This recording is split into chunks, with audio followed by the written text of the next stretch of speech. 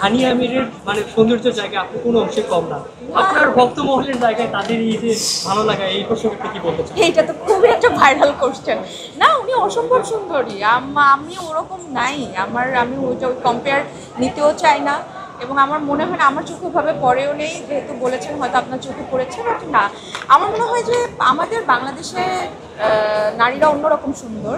এটা সৌন্দর্যটা ডিফারেন্ট, এবং আমাদের বাংলাদেশের হিরোইন, যে কোনো নারী, যে কোনো মেয়ে, এদের জার্নিটাই ডিফারেন্ট, এদের স্ট্রাগলিং ডিফারেন্ট, এদের বিউটিটাও ডিফারেন্ট। তো এটার সাথে বাঙালি মেয়েদের সাথে বাইরের কারো তুলনা না করলে আমার মনে হয় বেটার। এই তো, আর কিছু।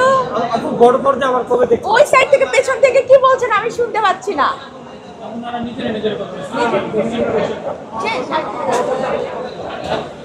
খুবই তাড়াতাড়ি ইনশাল্লাহ।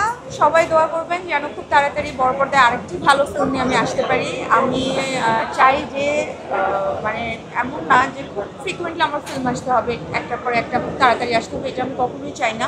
কারণ সুরঙ্গর পরে একটা অনেক গ্যাপ দিয়ে কিন্তু আমার দাগি এসছে। তো আমি দাগির পরে যদি গ্যাপও হয়, তারপরও আমি চাই যে একটা ভালো চরিত্র, একটা ভালো গল্পে যেন দর্শক আমাকে পর্দায় দেখে, এবং সেটার জন্যই আমার অলওয়েজ নিজেকে প্রিপেয়ার করা।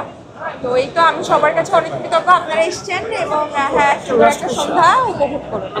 আমি যেহেতু আগে বিচারক হয়েছি, ওই জায়গা থেকে বলছেন। আচ্ছা, হ্যাঁ, আমার কিছু জায়গায় বিচারকের আসলে সম্মানটা পাওয়া হয়েছে। কিছু প্রোগ্রামে আমি বিচারক হিসেবে ছিলাম। তো আমার মনে হয় তখন আসলে অন্যরকম একটা অনুভূতিও কাজ করে, দায়িত্বও বেড়ে যায়। তো এবং যারা বিচারক থাকেন তাদের আসলে সব কিছু চিন্তা করতে হয়। কম্পিটিশনের আসলে একটা তো লক্ষ্য থাকে। তো একটা কম্পিটিশনের লক্ষ্য এক রকম থাকে, বিউটি প্যাজেন্ট একরকম থাকে, হয়তো যেটাতে আসলে কমেডি শো সেটা ডিফারেন্ট থাকে।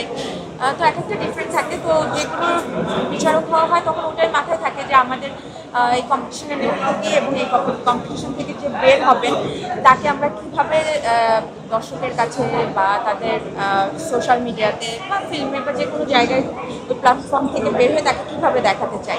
তো ওইটা আমার মনে হয় ওইটা বিচারকের ফার্স্ট চয়েস থাকে যে আমরা কাকে পিক করবো এবং তার আসলে কন্ট্রিবিউশনটা কী থাকে। থ্যাংক ইউ ভাইয়া। আফরান নিশু এবং পূজা চেরির যে জুটি দম, এটা নিয়ে কি বলবেন? যেহেতু আপনার আমি সুপার এক্সাইটেড, মানে ফাইনালি আসলে নিশানকে এবং মাসুদকে আমি অন্য কারো সাথে দেখব। এবং আমার জেলাস হওয়ার কথা ময়না এবং জেরিন হিসাবে, বাট একদমই না। আমি অনেক হ্যাপি, আমি অনেক এক্সাইটেড এই জুটিকে বড় পর্দায় দেখার জন্য। এবং এই জুটির কিছু ছবি, কিছু ভিডিও ক্লিপ আমি অলরেডি দেখেছি। আমার এখনই তো রসায়ন মনে হচ্ছে জমি ক্ষীর।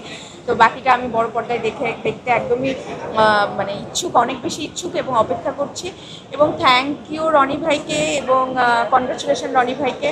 রেদন রনির অনেক বছর পরে আবার বড় পর্দায় যাত্রা হতে যাচ্ছে। এটা আমাদের ইন্ডাস্ট্রির জন্য অনেক প্লাস পয়েন্ট। এবং সেখানে আলফাই, এসবিএফ, মানে সবাই, মানে পুরো টিম এত বেশি স্ট্রং। আমার মনে হয় চঞ্চল ভাইও আছে যেখানে।